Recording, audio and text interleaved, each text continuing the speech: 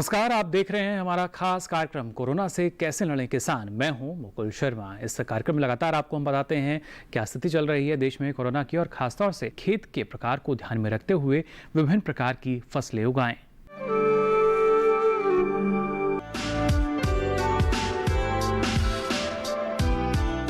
आप जानते हैं पपीता बहुत ही महत्वपूर्ण फल है। ये एक ऐसा फल है जो सबसे कम समय में फल उत्पादन देता है। इसके इसी गुण के चलते पूरे भारत में इसकी खेती बहुत अच्छे तरीके से की जा रही है। लेकिन ऐसे क्षेत्र जहाँ पर गर्मी बहुत अधिक होती है और ठंड बहुत पड़ती है, उन क्षेत्रों में पपीते की खेती में तरह तरह की बाधाएं या समस्याएं उत्पन्न होती हैं। इनसे बचने के लिए हमारे पास विकल्प भी बड़े सीमित से हैं। लेकिन यह जानना आवश्यक है कि जो वर्तमान में मौसम चल रहा है, ये मानसून का समय चल रहा है, मानसून पूरे भारत में सक्रिय है। ऐसे में हम पपीते की खेती में क्या कर सकते हैं? पहले जानना यह आवश्यक है कि वो कौन कौन सी किस्में हैं जिनका उत्पादन करना चाहिए। पपीते में दो तरह की किस्में होती हैं, एक द्विलिंगी होती है, दूसरा उभयलिंगी होती है। द्विलिंगी किस्में ऐसी हैं जिनका नाम है जैसे पूसा नन्हा है, पूसा ड्वार्फ है, पंत पपीता 1 है, 2 है। इस तरह की किस्में द्विलिंगी कहलाती हैं। इसमें नर अलग होता है और मादा अलग होता है। इस तरह की किस्मों को उत्पादन करने में एक अच्छी बात यह होती है कि इसमें जितने भी मादा पौधे होते हैं उनमें समान रूप से फूल भी आता है, फल भी आता है और उत्पादन अच्छा होता है, खास करके उत्तर भारत और मध्य भारत और पश्चिम भारत के क्षेत्रों में। लेकिन समस्या ये होती है कि आपके खेत में जो 100 पौधे होंगे मान लीजिए, तो उसमें से 50 पौधे नर के होंगे जिसमें से 40 आपको हटाने पड़ेंगे, सिर्फ 10 रखने पड़ेंगे, ताकि जो परागण और निषेचन की प्रक्रिया हो अच्छे से पूरी हो सके। इसके चलते होता क्या है कि जब हम 1 हेक्टेयर के लिए पपीता लगाते हैं तो हमें एक गड्ढे में 2 से 3 पौधे लगाने पड़ते हैं, ताकि अधिक से अधिक पौधे हमें मादा मिले और 80 से 90% जो पौधे हों उसमें फल आए और केवल 8 से 10% पौधे नर के रहें। अगर नर के पौधे अधिक दिखाई पड़ते हैं तो उन्हें हमें हटाना भी पड़ता है। लेकिन उभयलिंगी किस्में जैसे सिंटा रेड लेडी है, अर्का सूर्या है, अर्का प्रभात है, ये ऐसी किस्में हैं जिनमें नर और मादा की समस्या नहीं होती है। इसमें 2 तरह के पौधे होते हैं, या तो मादा होगा या उभयलिंगी होगा। उभयलिंगी जो है ये दक्षिण भारत के क्षेत्रों में या ट्रॉपिकल क्लाइमेट जो होती है उसमें काफ़ी अच्छा परफॉर्मेंस करता है। अनुकूल तापमान अच्छा यही रहता है कि 25 डिग्री सेल्सियस से लेके 37 डिग्री सेल्सियस के बीच में रहे तो पपीते की खेती बहुत अच्छे से हो सकती है।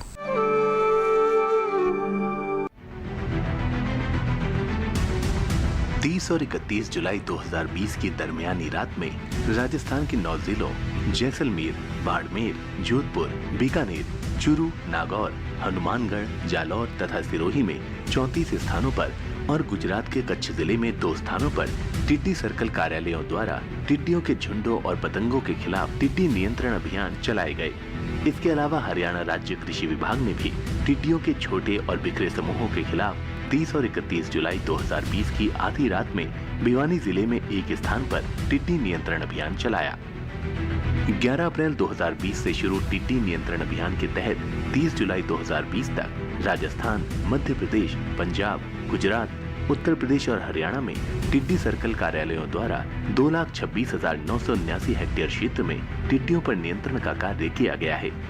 30 जुलाई 2020 तक राजस्थान, मध्य प्रदेश, पंजाब, गुजरात, उत्तर प्रदेश, महाराष्ट्र, छत्तीसगढ़, हरियाणा, उत्तराखंड और बिहार में राज्य सरकारों द्वारा 2,29,582 हेक्टेयर क्षेत्र में टिड्डी नियंत्रण कार्य किया गया है। अभी राजस्थान और गुजरात में कीटनाशक छिड़काव वाहनों के साथ 104 नियंत्रण टीमों को तैनात किया गया है और केंद्र सरकार के 200 से अधिक कर्मचारी टिड्डी नियंत्रण कार्यों में लगे हुए हैं। इसके अलावा राजस्थान के बाड़मेर, जैसलमेर, बीकानेर, नागौर और फलोदी जिलों में 15 ड्रोन के साथ 5 कंपनियों को कीटनाशकों के छिड़काव के माध्यम से ऊंचे पेड़ों और दुर्गम क्षेत्रों पर मौजूद टिड्डियों पर पूरी तरह नियंत्रण पाने के लिए तैनात किया गया है। राजस्थान में अनुसूचित रेगिस्तान क्षेत्र में आवश्यकता के अनुसार उपयोग के लिए एक बेल हेलीकॉप्टर तैनात किया गया है। भारतीय वायुसेना भी Mi-17 हेलीकॉप्टर का उपयोग करके टिड्डी विरोधी कार्यवाही में सहायता कर रही है। गुजरात, उत्तर प्रदेश, मध्य प्रदेश, महाराष्ट्र, छत्तीसगढ़, बिहार और हरियाणा में फसलों को कोई खास नुकसान नहीं हुआ है। हालांकि राजस्थान के कुछ जिलों में कुछ फसलों को मामूली नुकसान हुआ है। राजस्थान के जैसलमेर, बाड़मेर, जोधपुर, बीकानेर, चूरू, नागौर, हनुमानगढ़, जालौर और सिरोही जिले, हरियाणा के भिवानी जिले और गुजरात के कच्छ जिले में अपरिपक्व गुलाबी टिड्डियों, वयस्क पीली टिड्डियों और पतंगों के झुंड सक्रिय हैं। खाद्य एवं कृषि संगठन यानी FAO के 21 जुलाई को जारी टिड्डी स्टेटस अपडेट से संकेत मिलता है कि आने वाले हफ्तों में हॉर्न ऑफ अफ्रीका से टिड्डियों के झुंडों के पलायन का खतरा बना हुआ है। सोमालिया में उत्तर दिशा की ओर होते हुए टिड्डियों के झुंड पूर्व की ओर आगे बढ़ रहे हैं और सीमित संख्या में ये झुंड आने वाले दिनों में हिंद महासागर में भारत पाकिस्तान सीमा क्षेत्र में भी जा सकते हैं। खाद्य एवं कृषि संगठन यानी FAO द्वारा दक्षिण पश्चिमी एशियाई देशों अफगानिस्तान, भारत, ईरान और पाकिस्तान के रेगिस्तानी टिड्डियों पर साप्ताहिक वर्चुअल बैठक आयोजित की जा रही है। दक्षिण पश्चिम एशियाई देशों के तकनीकी अधिकारियों की 16 वर्चुअल बैठकें अब तक हुई हैं।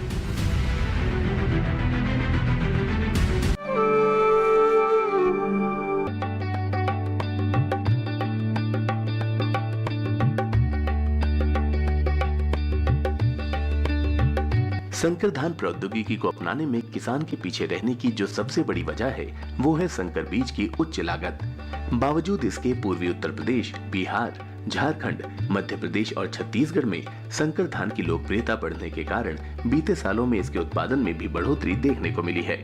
उच्च उत्पादकता वाली किस्मों के प्रयोग से कुल उत्पादन पर बिना असर डाले क्षेत्रफल को कम किया जा सकता है, साथ ही पानी को भी बचाया जा सकता है। पानी की किल्लत से जूझती खेती के लिए ऐसी उच्च उत्पादन वाली संकर किस्में इस समस्या का बड़ा समाधान है। किसानों के महानायक महादेव अप्पा ने धान के उत्पादन को एक नई दिशा दी।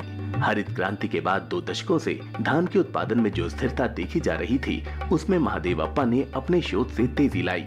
संकर किस्मों धान के उत्पादन में आई क्रांति इस देश की खाद्य सुरक्षा में बड़ी गारंटी साबित हुई।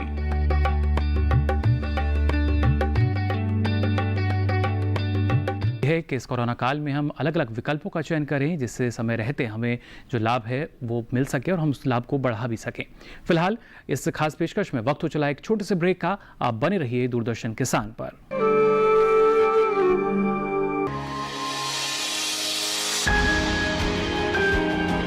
सहेजें कण कण को,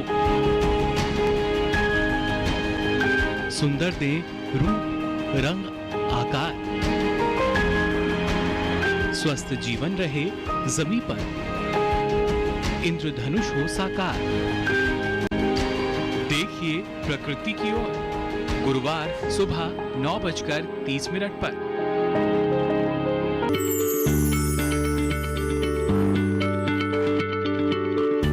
क्या आप किसी बीमारी से परेशान हैं? चाहते हैं डॉक्टर की सलाह? तो हम हैं आपके साथ, बताएंगे आपको जीने की राह।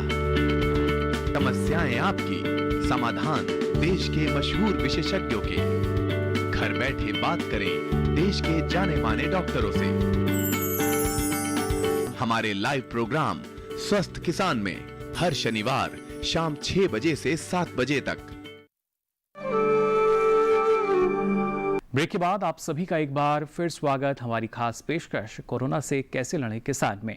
किसान भाइयों बहनों, अगर बात की जाए भारतीय कृषि अनुसंधान परिषद की, तो कोविड-19 के बढ़ते प्रकोप को ध्यान में रखते हुए एडवाइजरी जारी की गई है, यानी जो दिशा निर्देश हैं वो जारी किए गए हैं। क्या वो दिशा निर्देश हैं, क्या इस तरह की सावधानी जो है आपको अपनानी होगी, जान लेते हैं इस रिपोर्ट में।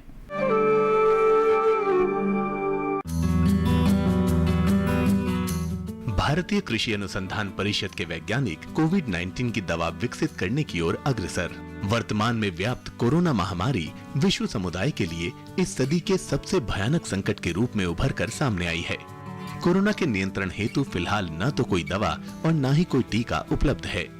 परंपरागत रूप से एंटीवायरल दवाओं को विकसित करते समय वायरस के किसी एक प्रोटीन को टारगेट किया जाता है, लेकिन वायरस की अपने आप में तेजी से और लगातार परिवर्तन करने की अपनी क्षमता इस तरह की दवाओं को बेअसर कर देती है। वैज्ञानिकों के लिए ये एक बड़ी चुनौती है। विकल्प के तौर पर पिछले 1-1.5 दशक से वैज्ञानिक मानव कोशिकाओं में विद्यमान लगभग 25,000 प्रोटीन में से उन प्रोटीन का पता लगाने में जुटे हैं जो वायरस के लिए तो अत्यंत आवश्यक है, लेकिन जिसमें कोशिका को अपना जीवन चलाने के अन्य विकल्प विद्यमान रहते हैं। ऐसे प्रोटीन को टारगेट कर एंटीवायरल दवा बनाना, जिसे सामान्यतः होस्ट डायरेक्टेड एंटीवायरल थेरेपी कहते हैं, इसमें दवा प्रतिरोधी वायरस उत्पन्न करने की क्षमता न के बराबर होती है। भारतीय कृषि अनुसंधान परिषद के अधीन कार्यरत राष्ट्रीय अश्व अनुसंधान केंद्र हिसार के वैज्ञानिक इस तरह की दवा को विकसित करने में लंबे समय से प्रयासरत हैं। इस दिशा में पिछले सप्ताह केंद्र के वैज्ञानिकों ने होस्ट डायरेक्टेड एंटीवायरल थेरेपी विषय पर एक लेख मशहूर अमेरिकन पत्रिका क्लिनिकल माइक्रोबायोलॉजी रिव्यूज में प्रकाशित किया है। इस लेख में वैज्ञानिकों ने परंपरागत एवं गैर परंपरागत एंटीवायरल दवा बनाने के तरीकों एवं वायरस की दवा प्रतिरोधी क्षमता पर प्रकाश डाला है। कोरोना महामारी के शुरू होते ही केंद्र वैज्ञानिकों ने कुछ ऐसी परंपरागत दवाओं पर तेजी से परीक्षण शुरू किया जिनका उपयोग मनुष्य में पहले कभी न कभी अन्य बीमारियों में हो चुका है और जो पूर्णतया सुरक्षित मानी जाती हैं। ऐसी दवाएं सामान्यतः सीधे वायरस पर टारगेट करने के बजाय होस्ट की प्रतिरोधक क्षमता को बढ़ाती हैं। इस दिशा में एक कंपाउंड VTC-NTC1 ने मुर्गी के भ्रूणों को कोरोना वायरस के खिलाफ न केवल पूर्णतया सुरक्षा प्रदान की अपितु भ्रूणों के विकास को भी सामान्य बनाए रखा। तत्पश्चात इस दवा का अन्य विषाणुओं जैसे NDV या RNA वायरस एवं बफेलोपॉक्स यानी DNA वायरस में भी सफल परीक्षण किया गया।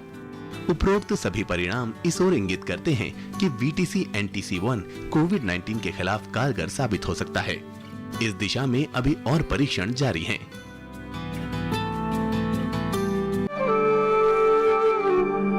और इसी के साथ ही इस खास कार्यक्रम में वक्त हो चला एक छोटे से ब्रेक का। आप बने रहिए दूरदर्शन किसान पर।